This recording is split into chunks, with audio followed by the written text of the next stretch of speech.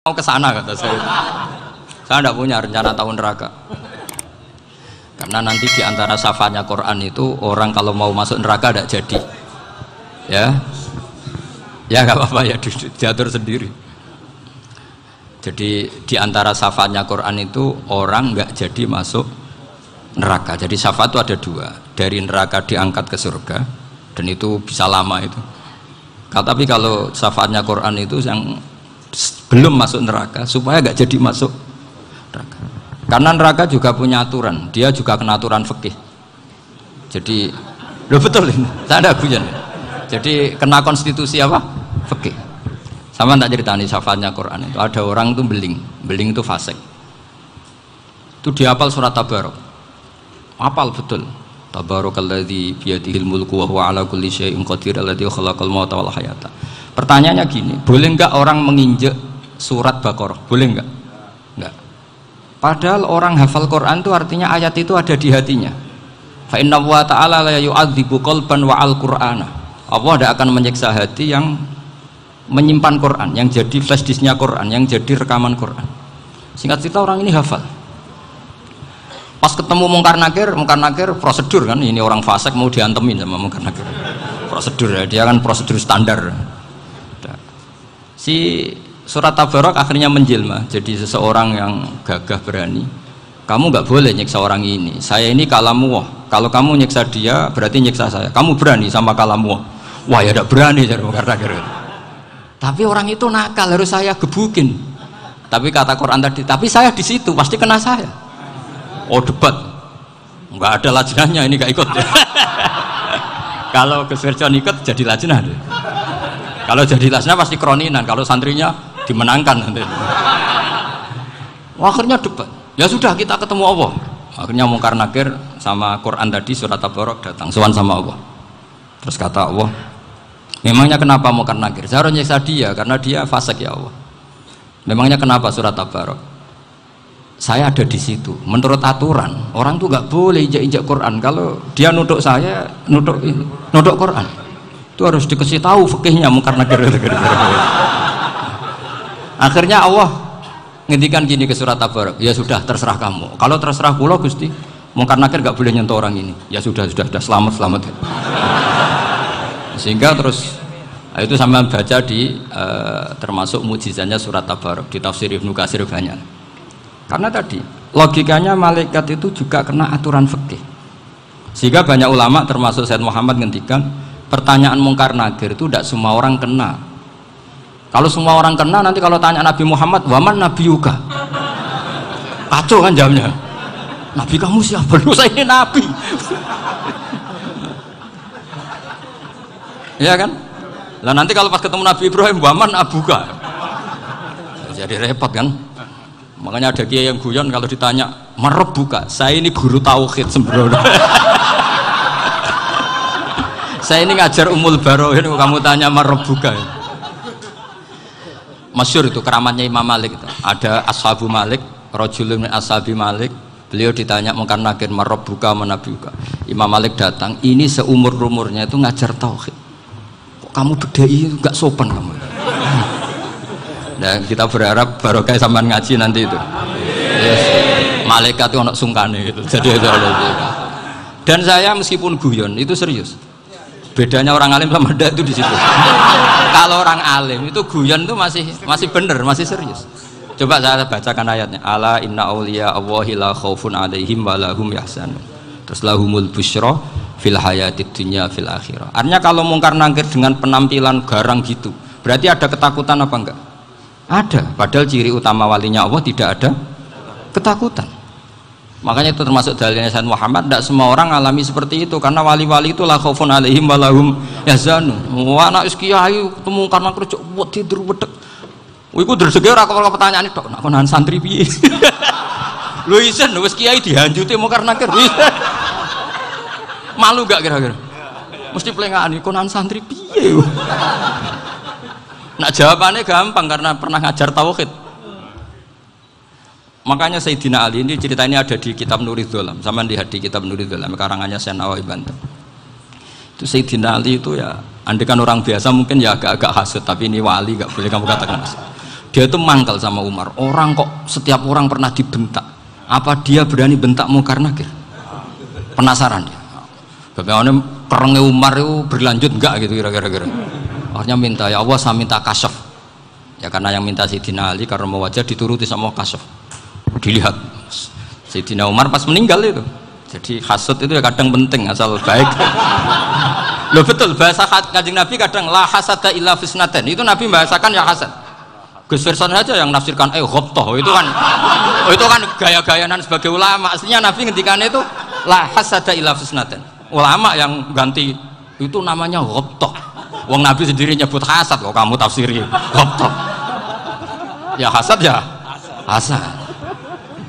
Udah enggak usah ditawil-tawil pokoknya gitu.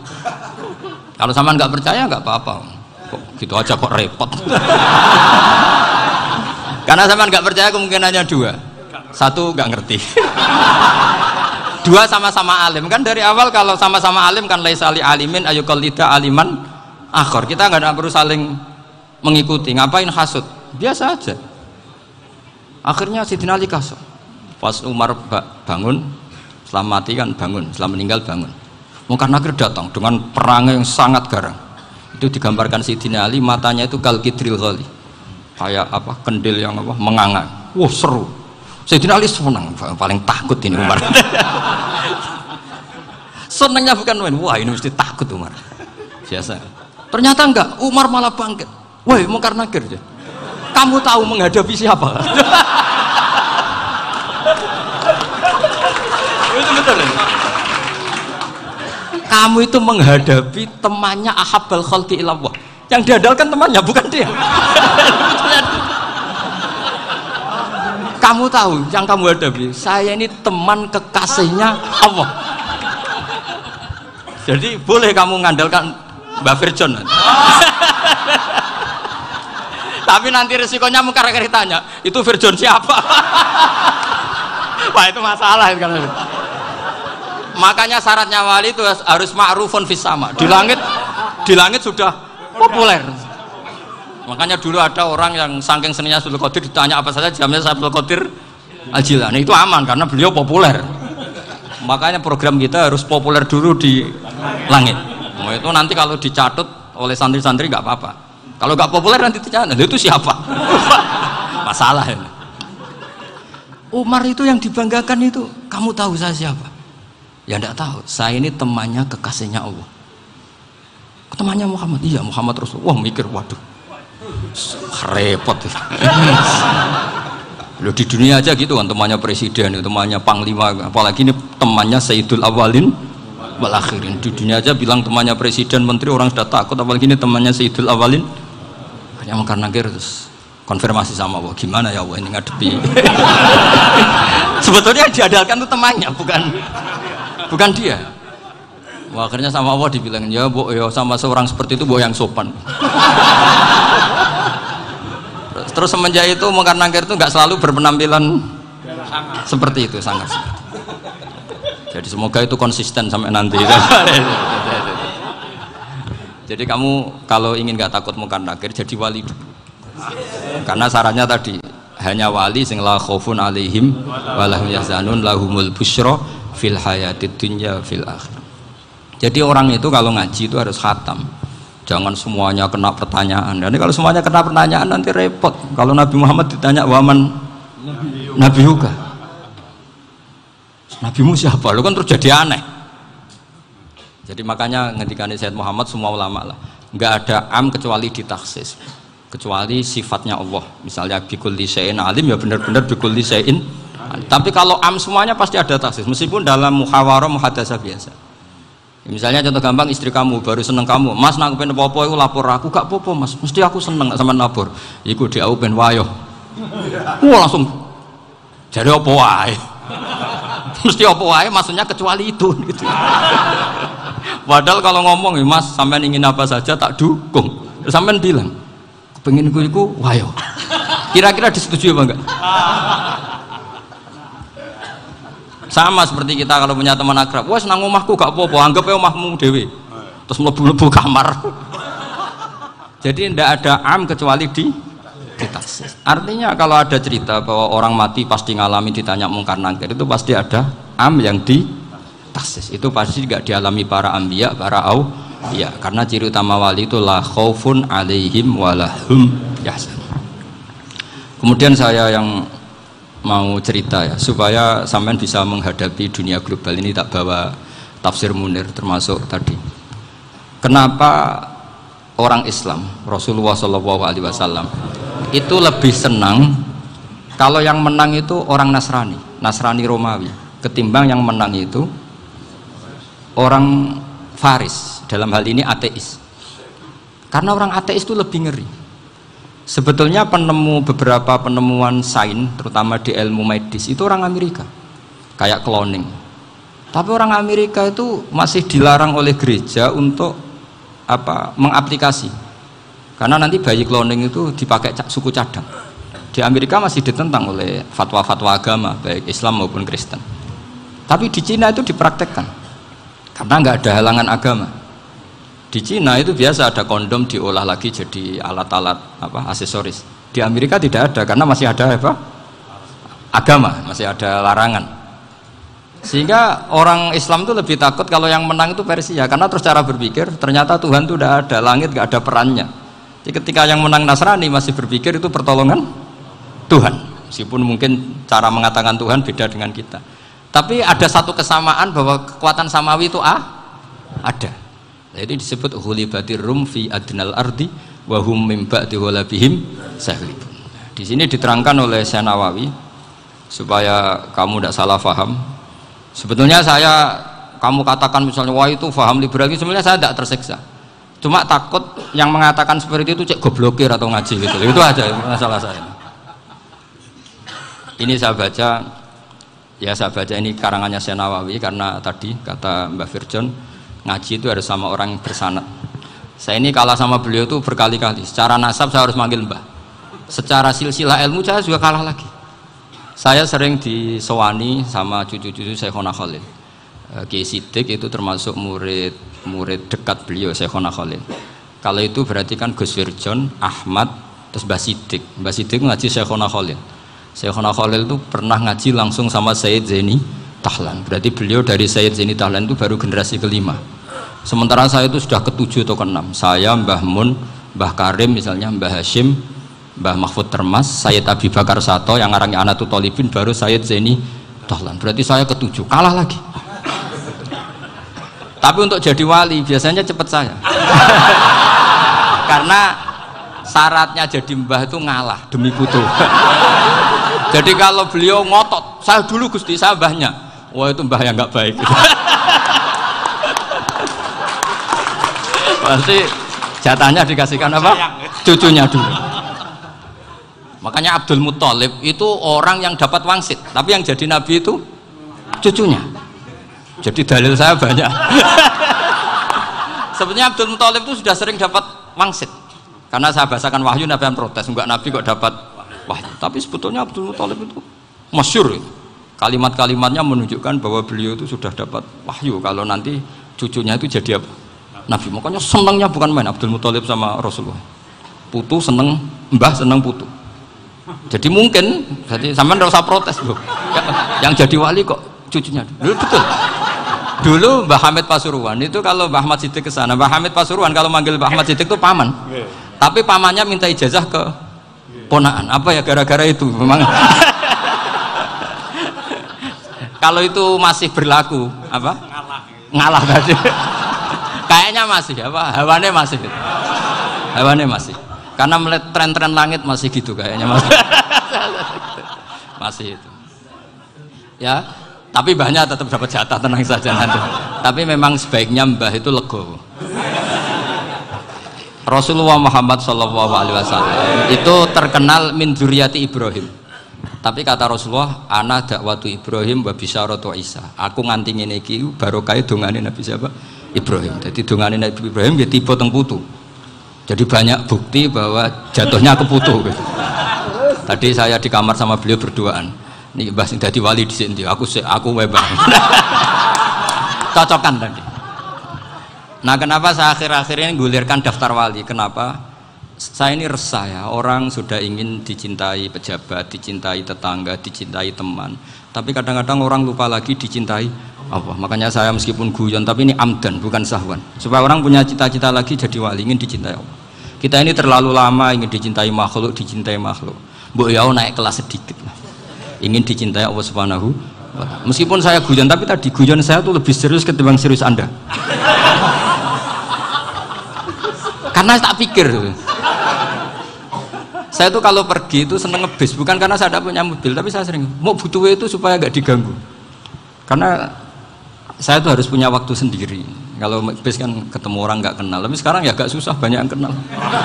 Dan susahnya lagi nggak minta ijazah, minta foto. Aduh, repot tuh. Mau dibenci itu umatnya Rasulullah Shallallahu Alaihi Wasallam. Mau disetujui itu sanatnya mana? Kalau ketemu orang alim minta apa? Foto. Itu nggak ada sanatnya. Nggak tahu saya itu mazhab dari mana itu.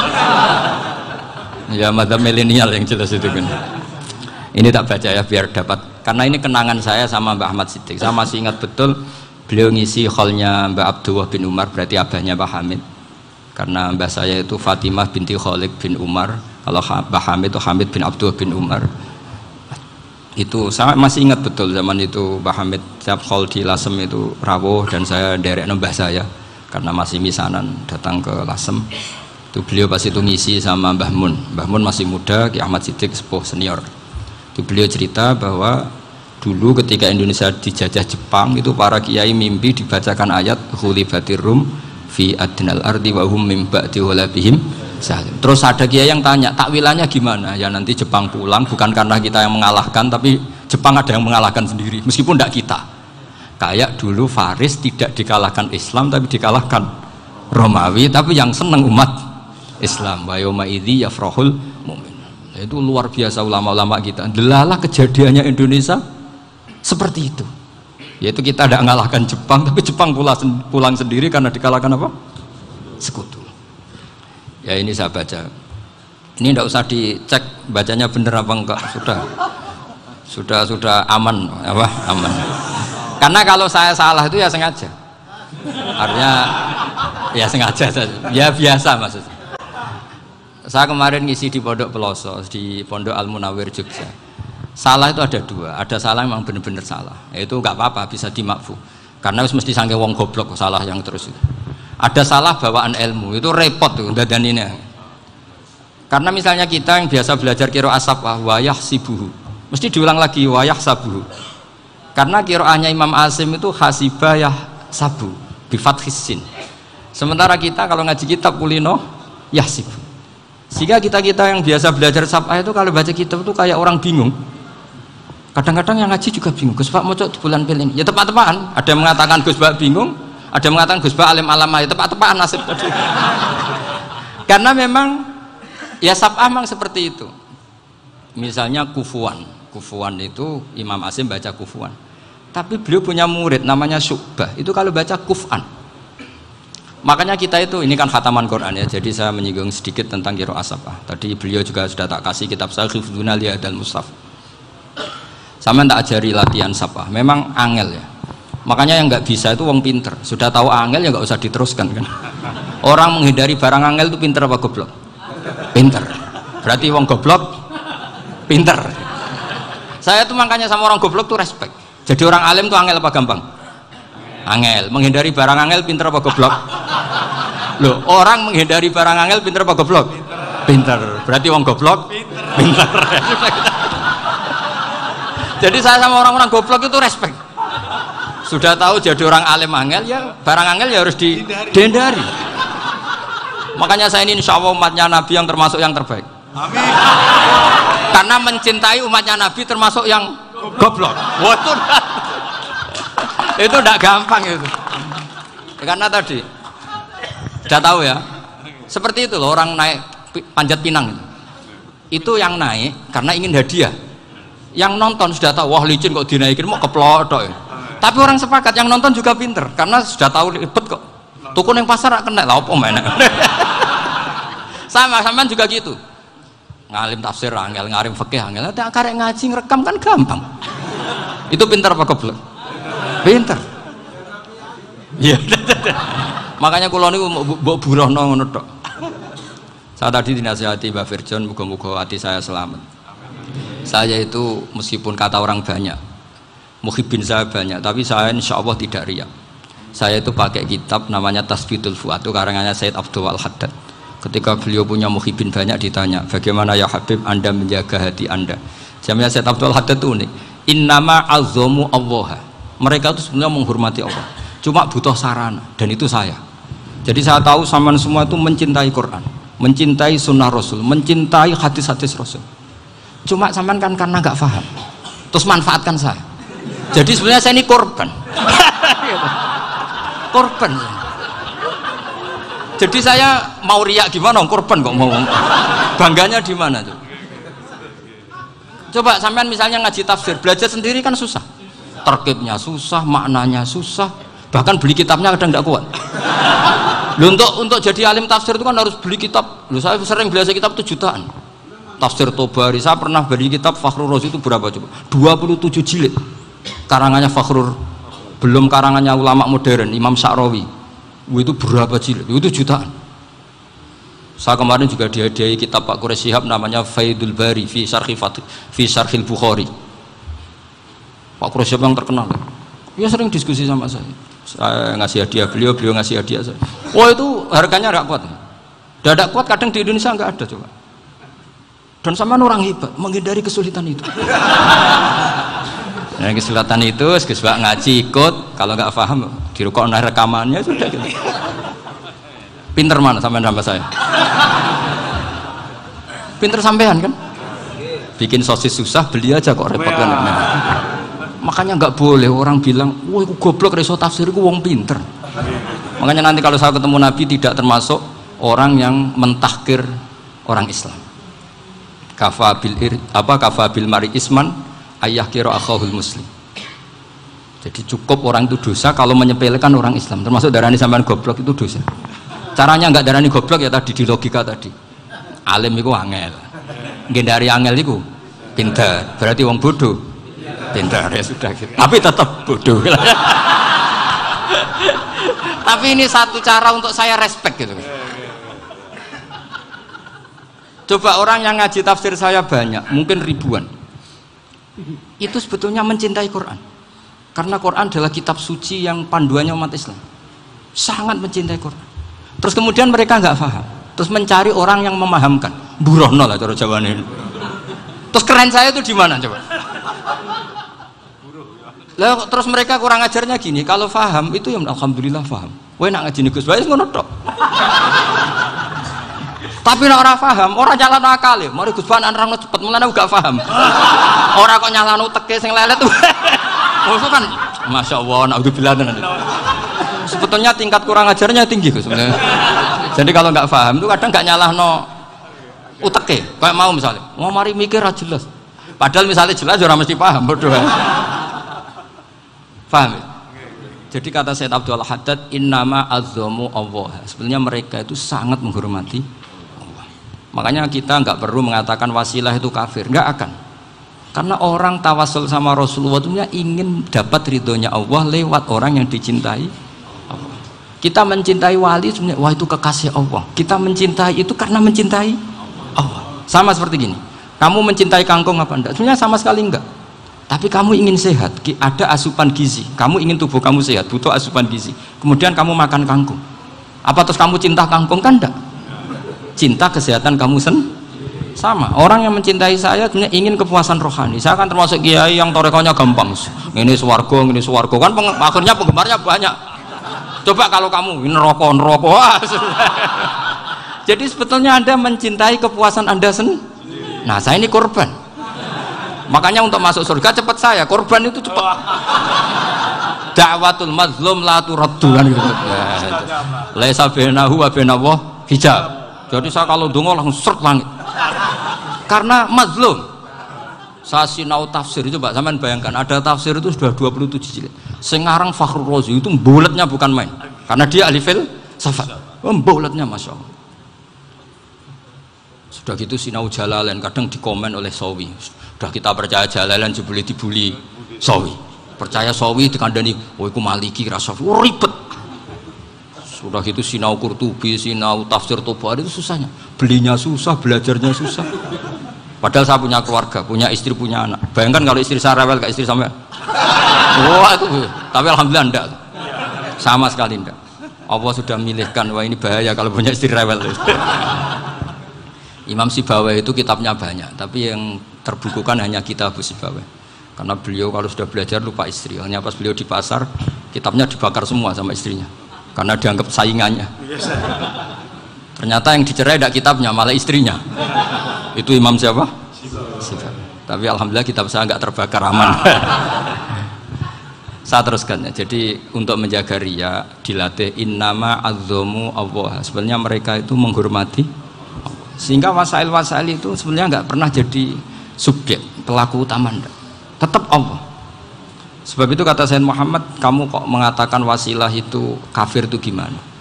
Ketika innallaha qad ba'atsa lakum taluta malika. Talut itu ya manusia. PD-nya itu apa? Inna ayata mulkihi ayyatiyakumut tabut fihi sakinatum mir rabbikum wa baqiyatum mimma taraka alu Musa wa alu Haruna tahmiluhul malaikah. Jadi beliau PD itu kalau bawa sunduk semacam peti sakti, sing di situ ada baqiyatum mimma taraka alu Musa wa alu Haruna tahmiluhul malaikah. Ya kayak semacam jimat. Tapi saya bukan mensyariatkan jimat enggak, karena nanti banyak penjual yang pembohong juga gitu loh. Cuma cerita, kamu tidak usah mengatakan kafir. Dulu Talut PD-nya kalau bawa sunduk semacam peti kesaktian yang di situ ada baqiyatum mimma taraka alu Musa wa alu Haruna tahmiluhul malaika. Sehingga Khalid bin Walid meskipun beliau sahabat dan menyaksikan wajah Rasulullah SAW, itu bawa sya'aratun min sya'aratihi Rasulullah SAW, bawa rambutnya Nabi. Perang kemana-mana itu diletakkan di pecinya. Nanti sama tanya lagi, masa pakai peci Khalid bin Walid ini? Wah panjang, sampai itu repot. Sampai tak warai ngaji usul fikih. Usul fikih itu kalau ngaji itu ada istilah tangkihul manat. Ini mesti ini wilayah yang kita bisa berdebat sama Mbah Firjon. Dulu itu musuh saya karena saya makili Anwar, beliau makili Peloso. Tapi tahu-tahu kalah tua terus saya mengundurkan diri.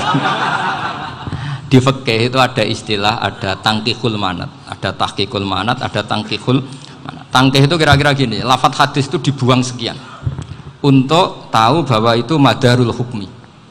Misalnya gini, tak beri contoh paling gampang. Sama harus paham, kalau nggak paham nggak pinter-pinter. Ja'a a'rabiyun ila Rasulillah sallallahu alaihi wasallam. Ya karena ini menghormati Mbah Ahmad Siddiq, saya orang alim, jadi ngaji ini tetap ada suasana alim. Ya harus ada suasana alim. Nggak perlu jadi orang alim tadi susah. Sudah ngindari susah itu pintar. Sudah itu aja. Jadi orang alim susah, ngindari barang susah pintar. Berarti orang tidak alim pintar. Nah, meskipun tetap sudah kita itu pegangi sampai mati nanti. Loh, jadi orang alim itu repot. Itu kata Imam Ghazali, kalau orang alim kalau mau masuk surga itu sama Allah nggak boleh. Kif, kamu nggak boleh langsung masuk surga. Coba cari umat kamu, syafaati dulu. Nah, saya takut nyari sampean nggak bisa kembali. Saya tidak punya rencana itu. Pokoknya mau masuk. Boleh sampean kuaduan, aduan balik raroh dewe, wah repot nanti saya. Berat jadi orang alim itu berat. Ya saya teruskan ya. Ada tangkihul manat. Ja'a a'rabiyun ila Rasulillah sallallahu alaihi wasallam. Faqala ahlaktu wa ma ahlakaka qal waqa'tu imraati fi nahari Ramadan. Ya dan kita saya ini rusak ya Rasulullah. Kenapa? Karena saya menjima istri saya fi nahari Ramadan. Terus kata Nabi, kamu harus bayar kafarah. Napa Nabi kafarah? Puasa 2 bulan. Wong baru 1 hari aja terjadi gitu kok disuruh puasa 2 bulan. Ya tidak kuat ya Rasulullah. Baru berapa hari saya puasa aja kecelakaan seperti itu. Apalagi kalau sampai 2 bulan. Enggak ya Rasulullah. Ya sudah kalau gitu kamu apa? Pertama ngasih makan apa? Itku rokobah kan, pertama merdekakan budak. Tapi kan sekarang nggak ada budak makanya. Terus sekarang langsung puasa. Wah ini nggak bisa semua. Ya sudah ngasih makan orang 60. Kasihkan siapa ya Rasul? Ya orang fakir. Saya ini paling fakir. Di kampung saya ini orang paling fakir. Jadi mulai dulu orang fakir itu hubungan suami istri itu paling lancar. Mulai dulu. Makanya orang fakir itu anaknya banyak. Karena hiburannya hanya itu. Wong Ramadan aja. Coba mau ke ATM nggak punya uang, mau antri di bank nggak punya, mau apa coba? Itu mulai dulu. Ini sanatnya mutasil. Wah, akhirnya sudah sanksinya kan tadi ya idku rokobah atau puasa 2 bulan berturut-turut atau ngasih makan 60 orang miskin. Lalu kata ahli usul fikih, kata A'rabi dibuang, nggak menjadi catatan hukum. Orang kota pun kalau melakukan itu juga kena sanksi yang sama. Imro'atau juga dibuang. Andai kan itu dilakukan untuk amatnya juga ketentuannya sama. Nah sekarang perdebatan antara Imam Syafi'i dan Imam Malik begini. Sekarang pertanyaan gini, jima istri itu hukumnya boleh apa haram? Boleh kan? Lalu kalau ada orang tanpa udzur kemudian makan siang-siang, cara Imam Malik hukumnya sama, harus kena sanksi yang sama. Karena sama-sama hadku hurmati Ramadan bi ghairi udzrin syar'iyyin. Sama-sama merusak hukum Ramadan tanpa udzur syar'. Lo jima itu tidak zina. Kan hukumnya jaiz. Nah, sekarang makan hukumnya jaiz, harusnya juga kena ketentuan yang sama. Cara pikirannya Imam Malik. Nah, alhamdulillah Imam Syafi'i gak setuju. Wah, cara setuju repot. Bahkan orang-orang Syafi'i sudah punya khilaf, kalau gitu minum dulu. Iya, biar gak kena. Iya, biar iftarnya pakai minum. Setelah minum baru jima kan. Ini sudah menyiapkan khilafnya. Ini khas Syafi'i ini, bongsong rekayasa hukum. Nanti bisa belajar jauh cara ngakali hukum. Makanya guyonan yang masyhur Gus Dur itu gitu. Ada seorang kiai atau Gus lah, ya punya salah, namanya manusia kan punya salah, entah cangkruk entah apa, pokoknya punya salah. Ada wartawan yang ngiranya semua kiai itu orang suci, sehingga tanya sama Gus Dur, Gus itu ada kiai kok, ya pokoknya salah lah. Tapi jangan bayangkan dosa besar, enggak, kecil-kecil aja. Itu gimana itu? Padahal kiai kan orang suci. Jawabnya Gus Dur lucu. Ya justru yang boleh salah itu para kiai. Kalau kamu nggak boleh. Loh, kok bisa Gus? Karena mereka tahu caranya tobat. Repot. Kalau kamu nggak tahu caranya, sama pelanggaran hukum itu ya harus pakar-pakar hukum. Itu yang tahu caranya rekayasa. Kalau kamu ya kena pasal kan ya. Jadi kamu jangan niru saya ini punya sekian cara untuk nah, itu namanya khilah. Makanya kata Sayyid Muhammad, kamu tidak usah anti khilah, karena Abu Hanifah itu membolehkan khilah, kitabul khiyal. Yang penting kamu soleh dulu, setelah soleh nanti Allah maklumi. Soleh dulu, syaratnya soleh dulu. Kalau tidak soleh jangan. Contohnya gini, ada orang mau puasa lemes sekali, mau makan, gampang. Kalau langsung makan kan kayak hadku hormati Ramadan biwiri udrin syar'iyyin. Aku langsung mau jembera sowan Mbah Firjon. Sudah status saya Pak musafir. Ya sudah, berangkat aja sampai Tuban makan. Nanti kalau nggak jadi ya nggak apa-apa sudah. Kan mulai pergi sudah musafir. Saya tidak tahu nanti malaikat tertarik gebuki nggak tahu. Tapi itu ada khilahnya, asal soleh. Karena kata Sayyid Muhammad dan semua kitab mengatakan itu. Kalau sama nggak tahu ya kebablasan. Nabi Ayub, nabi yang terkenal gudiken itu siapa? Ayub ya. Itu yang Israiliyatnya kan seru lah. Gudiken dikukur bek kreweng itu terlalu lah kalau itu. Untuk kreweng konti ning Arab ora ono kreweng itu sudah masalah itu. Singkat cerita, Nabi Ayub ketika diasingkan kaumnya itu kan nggak punya sumber makanan. Lah orang lelaki itu mulai dulu egois. Istrinya Nabi Ayub itu cantik sekali, udah cantik, rambutnya bagus. Makanya kamu nggak usah tanya kenapa istrinya kayak banyak yang cantik. Ya, warasatul anbiya, nggak boleh gitu. Kalau nggak cantik ya warasatul anbiya dari segi balak. Istrinya Nabi itu semuanya cantik. Nggak usah tanya sebabnya apa, pokoknya gitu, semuanya cantik.